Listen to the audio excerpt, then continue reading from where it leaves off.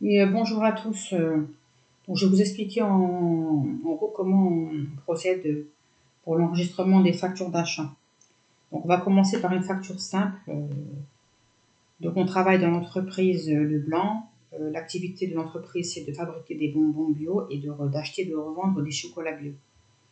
Donc on a reçu la facture du fournisseur Moco. Notre fournisseur, il est toujours en haut à gauche, l'expéditeur. Et nous, notre entreprise, c'est nous, c'est Leblanc. On est là. Donc, on doit régler la somme de 1 310,40 € par virement bancaire avant à 30 jours. Voilà. Donc, comment est-ce qu'on procède pour l'enregistrement bancaire? Très facile. Étape 1, vous allez d'abord identifier les flux réels et flux monétaires. Vous vous posez la question suivante. De quelle somme s'agit-il? Ici, il s'agit de 1 310,40 €. Avec cet argent, qu'est-ce qu'on en a fait? On a acheté les chocolats. Donc l'emploi, c'est comment est employé cet argent. Donc on a acheté les chocolats le 12 octobre. D'où vient l'argent? On n'a pas encore réglé. Ça veut dire qu'on a un crédit on a un crédit fournisseur.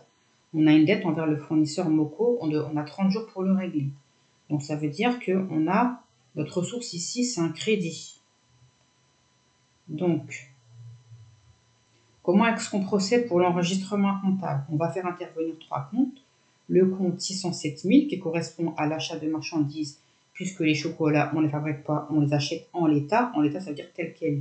Et on les revend en l'état, sans y toucher, sans aucune transformation. Donc on fait intervenir le compte 607 000. Ensuite, on a le deuxième compte, c'est le compte TVA déductible. Toujours, on inscrit au débit. Donc ce montant-là, pour le compte d'achat de marchandises ici, les 1092, on prend le montant hors taxe, toujours. Les achats s'inscrivent en hors taxe. Ici, la TVA, les 218,40 €, vous les retrouvez plus haut dans la facture, ici. Et ensuite, on doit 1 310,40 € au fournisseur Moco. Et là, on inscrit le montant TTC de la facture, c'est-à-dire ce montant-là. Et quand on fait l'enregistrement comptable, on doit respecter le principe de la partie double. C'est-à-dire que la somme des débits est égale à la somme des crédits.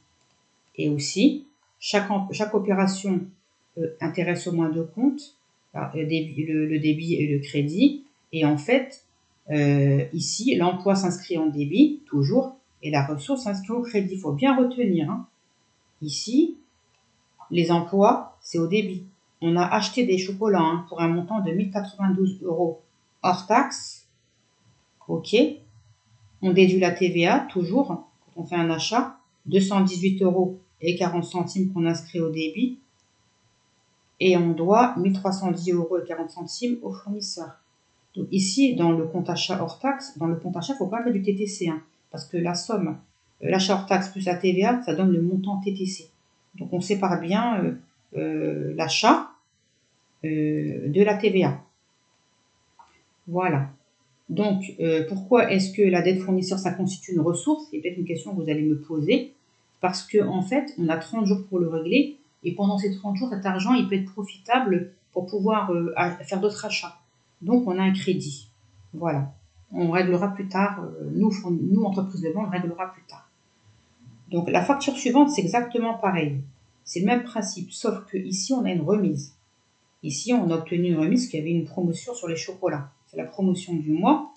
Et on va calculer un net commercial à partir du total brut. On calcule la remise, 1092 fois 10 divisé par 100.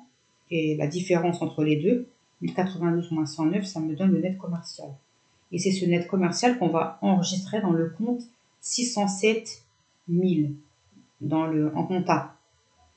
Et non pas les 1092 €. On enregistre le net commercial quand il y a une remise. Je vous montre. Pareil, même principe, on identifie les flux. D'où vient l'argent? De quelle somme s'agit-il, pardon? Il s'agit de 1179,36 €. D'où vient l'argent? Comment a été employé cet argent? On a acheté les chocolats.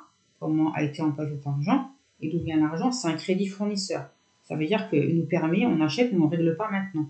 Donc c'est une ressource qui nous permet, dans l'attente de le régler, on peut utiliser cette ressource justement pour acheter autre chose.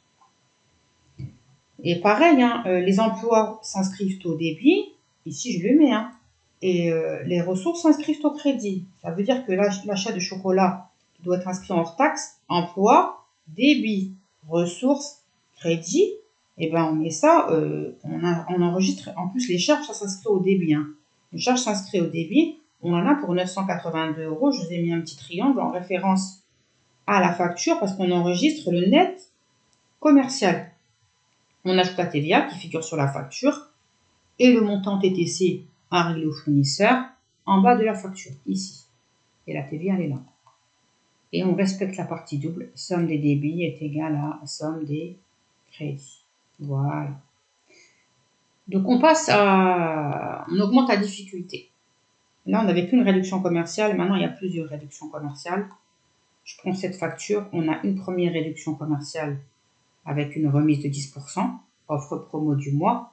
On va calculer un premier net commercial en faisant 1092 moins les 109,20 €. Ça fait 982,80 €. Voilà. 109,20 €, on l'obtient en faisant 1092 fois 10 divisé par 100. Et on obtient un premier net commercial. Ensuite, comme on a parrainé, nous sommes le blanc, nous, hein, on a parrainé un client pour Moco. Il nous remercie d'avoir parrainé ce client. Il nous accorde une deuxième remise de 3%. Ça nous fait 29,48 €, c'est-à-dire 982,80 € et non pas 1092, parce qu'on part toujours d'une net commerciale, fois 982,80 € fois 3 divisé par 100. Ça nous donne 29,48 €. Et pour obtenir le deuxième net commercial, il faut faire la différence. 982,80 € moins 29,48 € est égal à 953,32 €. Vous regarderez, il y a les formules en haut, là, sur la barre de formules. Et on a aussi obtenu un rabais de 2% parce que Moco nous a livré en retard. Et donc pareil, ça nous fait donc 953,32 € moins 19,07 €, ça fait 234,25 €. Et en fait, vous voyez qu'il y a plusieurs nets commerciaux qui ont été calculés. Il y en a 1, 2, 3. Et bien, vous devez toujours enregistrer le dernier net commercial de la facture. C'est une facture de doigt, ça. On appelle ça une facture de doigt. Toujours le dernier net commercial de la facture. Pareil. De quelle somme s'agit-il? Il s'agit de 1121,10 €. À quoi a servi cette somme d'argent? À acheter des chocolats. Et comment est-ce qu'on a payé? D'où vient l'argent? On a fait un crédit auprès du fournisseur Moco puisqu'il nous a accordé un mois pour payer. On se sert du plan comptable. Je vous ai dit que les emplois s'inscrivaient ici l'emploi s'inscrit au débit et la ressource s'inscrit au crédit. Vous voyez bien là, l'achat de chocolat, il est noté ici en hors taxe. Par contre, ici, les 934,25 €, ça représente le dernier net commercial. Le troisième, le dernier, il est là. Et pas ceux-là, On n'en enregistre qu'un seul. Et on ajoute la TVA, les 186 € de TVA, 85 centimes. Et bien sûr, on doit TTC. Ici, on indique la somme TTC au fournisseur. Parce que la ressource ici, c'est le crédit fournisseur. Et je vous ai dit que la ressource s'inscrit au crédit et l'emploi s'inscrit au débit. C'est comme ça qu'on raisonne. Principe de la partie dupe, somme des débits est égale à somme des crédits. Voilà. Et pourquoi, je répète encore, pourquoi est-ce que la dette fournisseur c'est considéré comme une ressource? Parce que on n'a pas payé tout de suite, il nous a accordé un délai, donc il nous a fait un crédit. Donc un crédit, c'est une ressource. Voilà. Parce que pendant ce temps-là, on a de l'argent disponible pour pouvoir faire d'autres achats. On passe à une facture un peu plus compliquée. Là, j'ai une remise et j'ai des frais de transport. Ici, 50 € de frais de transport. Bon, comme j'ai une remise, je calcule un premier net commercial, 1092 moins 109,20 €. Et là, j'ai une deuxième charge. Parce que ma première charge, c'est l'achat de marchandises et ma deuxième charge, c'est les frais de transport. Donc, j'ai une deuxième charge. J'ai deux comptes de classe 6. Ça veut dire deux comptes qui vont commencer par le numéro 6. Donc, pareil, ça, c'est le montant de la facture que je dois régler au fournisseur Moco avant 30 jours. De quelle somme s'agit-il? Ici, c'est le montant TTC de la facture. À quoi cette somme nous a servi? Comment a été envoyé cet argent, à acheter les chocolats et à payer les frais de port de 50 €. Donc, on doit 1239,36 € au fournisseur Moco. Donc, ici, il y a donc il y a donc 4 comptes. Il y a le compte 607 000 où j'inscris le dernier net commercial, j'inscris le net commercial, 982,80 €. Ensuite, j'ajoute un compte 107 000, donc c'est une charge, c'est un achat de marchandises. Rappelez-vous, dans le compte de résultat, les charges, c'était toujours dans le compte des résultats, dans le compte de charge. De toute façon, tout ce qui commence, les comptes qui commencent par 6, c'est des charges, et les comptes qui commencent par 7, c'est des produits. Il y aura des exceptions, je vous dirai ça plus tard. Donc, ici, donc j'ai une charge, j'ai payé un transport. Ce compte-là, il vient du plan comptable, 624 100. Transport sur achat, c'est là. Ici, je paye un transport. Sur mes achats, il y a une TVA qui s'applique, une TVA déductible, 206,56 € et je dois toujours TTC 1239,36 € au fournisseur Moco. Principe de la partie double, somme des achats est égale, somme des débits est égale à somme des crédits. Voilà, c'est le principe de la partie double. Vous voyez bien, les emplois, ça correspond tac, là, emploi égale débit, là, débit, et les ressources, ça correspond au crédit. Donc ma dette fournisseur Moco, elle viendra au crédit en bas. Bon, par convention, vous commencez par les débits, vous commencez d'abord par inscrire les débits, après vous faites les crédits, ça je vais vous le dire, mais il y a une norme à respecter. On met d'abord les débits, on ne va pas faire débit, crédit, on met d'abord tous les débits en premier, les comptes à débiter en premier, les comptes à créditer en deuxième. Et maintenant, on passe à la dernière facture. Alors, cette facture-là, dans cette facture, on a une remise, une réduction commerciale, et on a donc on avait déjà calculé un premier net commercial, et on a des frais de port, ça vous connaissez. Et la difficulté supplémentaire, c'est l'escompte. Alors, qu'est-ce que c'est qu'un escompte? Un escompte sur règlement, c'est une réduction de prix qui est accordée par le fournisseur. Ici, c'est Moco qui va nous l'accorder. À quelles conditions? Ça veut dire que cette réduction-là est accordée pour qu'on soit encouragé, pour nous encourager à régler rapidement la facture. C'est-à-dire qu'on pourra bénéficier des 2% de réduction, cette réduction financière, à condition de régler avant 8 jours. Si on ne règle pas avant 8 jours, les 2% ne s'appliquent pas. Donc voilà, donc ça veut dire que c'est en cas de paiement anticipé. Donc l'escompte ici qu'on obtient, c'est une réduction financière, donc un produit financier. Je ne sais pas si vous vous souvenez, dans le compte des résultats, les escomptes obtenus, on les mettait en compte de produit. Du côté des produits, en produits financiers. Donc du coup, ça c'est ce qu'on doit régler, les 1214,57 €, c'est ce qu'on doit régler au fournisseur. Donc pareil, de quelle somme s'agit-il? Il s'agit de 1214,57 €. Qu'est-ce qu'on a fait cet argent? Cet argent était employé pour acheter des chocolats et payer des frais de port. On doit cette somme-là au fournisseur Moco, c'est donc sa somme TTC. Donc je vous ai dit, les emplois, ça s'inscrit au débit et les ressources, ça s'inscrit au crédit. Donc on enregistre. Donc ici, on fait intervenir 1, 2, 3, 4, 5 comptes. Il y a le compte 607 000 parce qu'on achète des chocolats et que les chocolats, on ne les fabrique pas. On achète en l'état et on les revend en l'état pour un montant de 982,80 € qui correspond au net commercial, c'est-à-dire celui-là, hors taxe.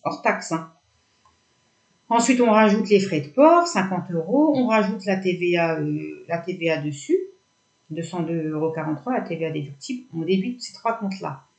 Et les 2 comptes qu'on va créditer, c'est les escomptes obtenus. En compte 765 000, ça commence par 7, c'est un produit. Donc, c'est un avantage financier pour nous. Et on doit donc 1214,57 € au fournisseur Moco. Donc, si on a... Parce que dans une première étape, en fait, dans l'enregistrement de l'escompte, la première étape, c'est que notre entreprise, elle va constater la dette qu'elle a envers le fournisseur Moco quand elle reçoit la facture. Et là, on voit qu'elle inscrit le montant de l'escompte parce qu'elle envisage justement de régler avant les 8 jours. Parce que si elle n'envisageait pas de régler avant les 8 jours, eh ben, on n'aurait pas déduit l'escompte en fait. Voilà. Donc du coup, on doit 1214,57 € au fournisseur Moco. Et là, 3 jours plus tard, elle se dit, bon bah voilà, nous on se dit, le blanc, on va régler le fournisseur Moco. Vous voyez là, on a le fournisseur Moco, Donc, on se pose la question, de quelle somme s'agit-il? Il s'agit de 1214,57 €. L'argent, en fait, il va servir à quoi? Comment est-ce qu'il va être employé? À régler les fournisseurs locaux. Et l'argent, il vient d'où? Il vient du compte bancaire, parce qu'on règle par virement bancaire. Et quand? Le 15 octobre. Ce qui fait que, regardez ce qui se passe. Quand on a reçu la facture, on a constaté la dette. On avait crédité le compte fournisseur, parce que c'était une ressource pour nous. On devait 1214,57 €. D'où vient l'argent? C'est un crédit. Voilà, c'est grâce à ce crédit qu'on a pu financer cet achat de marchandises. Donc on avait crédité le compte fournisseur. On lui doit, c'est une dette. Mais comme là, on le règle le 15 octobre, et là, on doit débiter pour annuler la dette du fournisseur. Et l'argent, on va créditer le compte. On va créditer le compte banque. On va créditer le compte banque ici. Notre banque, 512 000, j'avais mis autre chose, mais j'ai fait une petite erreur ici. On va créditer le compte banque ici, parce que c'est l'argent qui sort du compte banque. Il y a un flux financier qui sort. Voilà. Et là, on débite le compte fournisseur parce qu'on annule sa dette.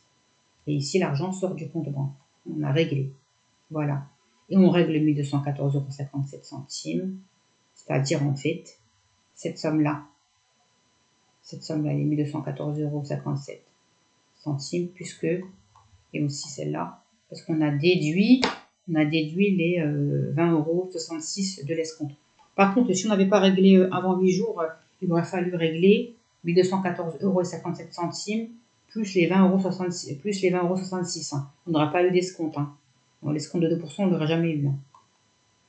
Voilà. On aurait réglé en fait 1235,23 €. Bon, j'espère que vous avez compris que l'escompte ici, c'est un produit financier, que ça vient en fait diminuer notre dette et que c'est un avantage financier pour l'entreprise. Voilà, et que on commence par les débits et on termine par les crédits. J'espère que le cours est à peu près est compris. Voilà. À bientôt.